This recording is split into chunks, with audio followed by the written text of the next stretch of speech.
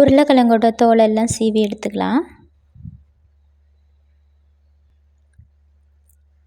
அது சின்ன சின்னதாக கட் பண்ணிக்கலாம்.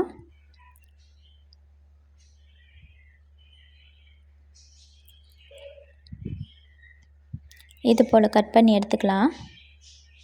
கழுவி எடுத்துட்டேன். கடாயில் ஆயில் ஊற்றிக்கலாம். எண்ணெய் நல்லா காஞ்ச பிறகு உருளைக்கிழங்கு சேர்த்துக்கலாம். இந்த அளவுக்கு நல்லா மொறுமொறுன்னு ஆன பிறகு எடுத்துக்கலாம். இது போல் எல்லாத்தையும் எடுத்துக்கலாம்.